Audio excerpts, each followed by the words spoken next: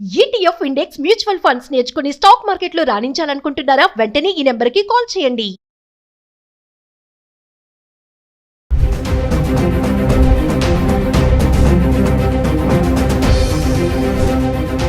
నమస్తే, welcome back to Suman TV. Present మనతో పాటు ఉన్నారు అనలిస్ట్ మందడి కృష్ణారెడ్డి గారు.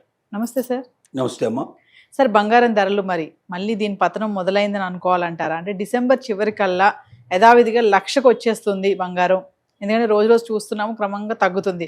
ఓకే, ఎగిసిపడినటువంటి ఈ ధర 1,30,000 దాటిన ధర ఒకేసారి ఇప్పుడు మెల్లమెల్లగా తగ్గిపోతుంది. అంటే పతనం స్టార్ట్ అయింది అనుకోవచ్చా? ఫ్యూచర్లో ఎలా ఉండబోతుంది అంటే మీరు చాలా వీడియోలు చెప్పారు, ధర తగ్గడం పెరగడం అనేది ఎవరు నిర్ణయించారని చెప్పేసి. అంటే కొంతమంది నిపుణులు చెప్పేది ఏంటంటే తగ్గే ఛాన్సెస్ ఉన్నాయి అంటున్నారు. మరి డిసెంబర్ చివరికల్లా 1,00,000 వరకు వచ్చేస్తుందా అంటే రీజన్స్ ఏంటి అంటే?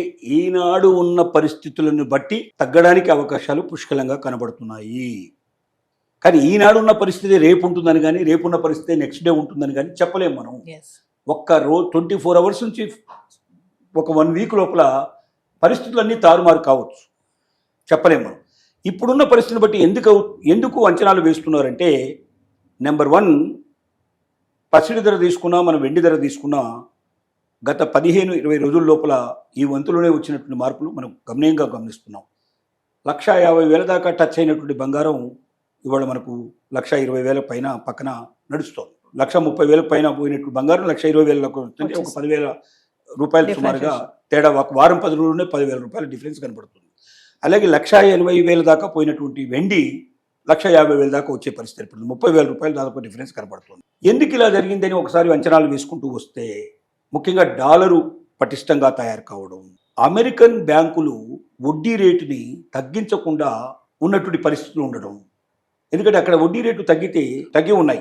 వడ్డీ రేటు పెంచితే ఆటోమేటిక్గా బంగారం అంతా వడ్డీ రేట్లు ఇప్పుడు అక్కడ పెరిగి ఉన్నాయి కాబట్టి బంగారం డబ్బులు అంటే బంగారం బదులుగా బ్యాంకుల్లో పెట్టుకోవడానికి చాలా మంది సిద్ధపడుతున్నారు. వడ్డీ ఎక్కువ ఉంటే బ్యాంకుల్లో పెడతారు వాళ్ళు, మనలాగా దాన్ని బయట పెట్టరు. ఎందుకంటే 2%, 3% ఎక్కువ వస్తే వాళ్ళకు చాలా సంతోషమైన విషయం అక్కడ. ఎందుకంటే అది ట్యాక్సెస్ ఎక్స్ట్రా పడవు దానికి. వాళ్ళు బయట ఉన్నా లోపల ఉన్నా ఒకటే, వాళ్ళకి డబ్బులు 2 రకాలు చూపించరు వాళ్ళు. అక్కడ 0% అసలు బ్లాక్ అమౌంట్ అనేది ఉండనే ఉండదు. 100% వాళ్ళ దగ్గర ఉన్న ప్రతి రూపాయి ప్రభుత్వానికి తెలిసే ఉంటుంది. కాబట్టి వాడు బ్యాంకులో పెట్టినా ఇంకెక్కడ పెట్టినా వాడు భయపడాల్సిన అవసరం ఉండదు. ఒక 2% ఎక్కువ లాభం వచ్చినా బ్యాంకులో పెట్టడానికి ఎప్పుడు ప్రిఫరెన్స్ ఇస్తాడు. ఎందుకంటే బ్యాంకులో డబ్బు అంటే 100% 100% గ్యారంటీగా ఉండేటువంటి సొమ్ము కాబట్టి. మూడోది ఏమవుతుందంటే, డాలర్ కూడా పతనం కాకుండా చాలా బలంగా ఉండటం వల్ల కూడా బంగారం రేటు తగ్గిపోవడానికి కారణం అవుతుంది. ఇలాగా ఒకటొక్కటి మనం చెక్ చేసుకుంటూ వస్తే, ముఖ్యంగా స్టాక్ మార్కెట్లు చాలా పటిష్టంగా ఉన్నాయి. కాబట్టి దాని వైపు డబ్బులంతా కూడా స్టాక్ మార్కెట్లో పెట్టే ప్రయత్నం చేస్తున్నారు. బంగారానికి తక్కువ ప్రిఫరెన్స్ ఇస్తున్నారు. ముఖ్యంగా రియల్ ఎస్టేట్ కొంచెం పుంజుకోవడం మొదలుపెట్టింది. ఇవాళ చూస్తున్న రికార్డు ప్రకారం చూస్తే త్రైమాసికం గత 3 నెలల్లో భారతదేశం లోపల 25% సుమారుగా గత 3 నెలలతో పోలిస్తే ఈ 3 నెలల్లో 25% అమ్మకాలు పెరిగాయి. అంటే గత సంవత్సరంతో పోలిస్తే కాదు, ఈ సంవత్సరం పడిపోయిన రేట్ల నుంచి ఇంకో 25% ఇప్పుడు పైకి వచ్చింది. అంటే 25% మంది షిఫ్ట్ అయినట్లు లెక్క. అంటే బంగారం కొనే వాళ్ళలోంచి 25% మనకు రియల్ ఎస్టేట్లో పెట్టుబడి పెట్టడానికి ముందుకెళ్తున్నారు. ఇలా ఒక్కొక్క రంగానికి కొంతమంది విడిపోవడం వల్ల బంగారం మీద పెట్టే పెట్టుబడులు తగ్గిపోవడం కారణమై, ఇందువల్ల బంగారం మీద తక్కువ ఎప్పుడైతే పెట్టుబడులు పెడుతున్నారో అప్పుడు కొనేవాళ్ళు తగ్గడం వల్ల, డిమాండ్ లేకపోవడం వల్ల సప్లై కూడా ఆటోమేటిక్గా వచ్చినప్పటికీ దాన్ని కొనేవాళ్ళు చాలా తక్కువైపోతున్నారు, రేటు పడిపోతున్నాయి. ఇది ఇప్పుడు ఉన్న పరిస్థితి. ఈ పరిస్థితిని బట్టి అంచనా వేస్తే డిసెంబర్ నాటికి 1,00,000 రూపాయల లోపలికి చేరినా లేదా 1,00,000 రూపాయల వరకు చేరినా ఆశ్చర్యపడాల్సిన అవసరం లేదు అని నిపుణుల యొక్క అభిప్రాయం. అలాగే వెండి రేటు కూడా డ్రాస్టికల్గా అదే రేషియో లోపల తగ్గేటట్టు పాసిబిలిటీస్ కనబడుతున్నాయి.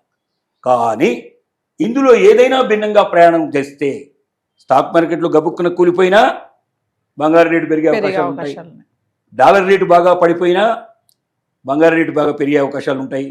అలాగే మనకు బ్యాంకు రేట్లు ఒకవేళ తగ్గిపోయినా, వడ్డీ రేట్లు తగ్గిపోయినా, అమెరికాలో బ్యాంకు వడ్డీ రేట్లు తగ్గినా ఇది పెరిగిపోయే అవకాశాలు ఉంటాయి. ఇలాగా రియల్ ఎస్టేట్ ఒకవేళ మళ్ళీ పడిపోతే కూడా బంగారు రేట్లు పెరిగిపోయే అవకాశాలు ఉంటాయి.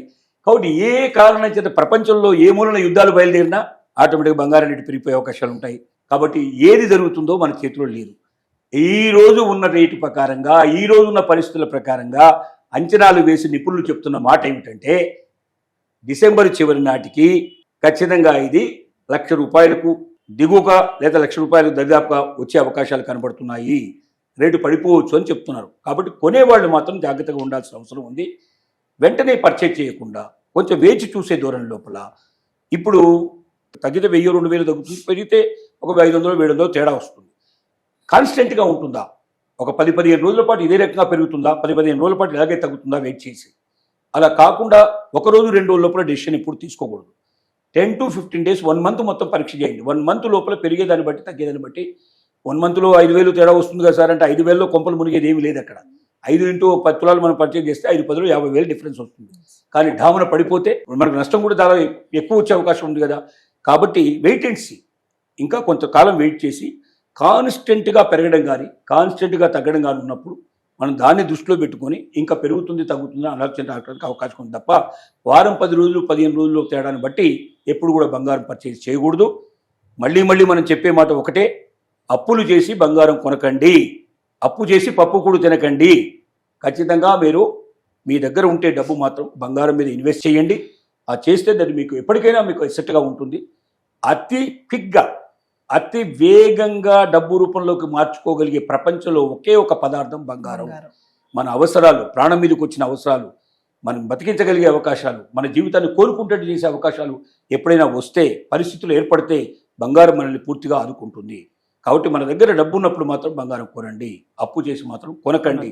ఈ పరిస్థితుల్లో అసలు కొనకండి అని మనం అడ్వైజ్ చేస్తున్నాం. Thank you.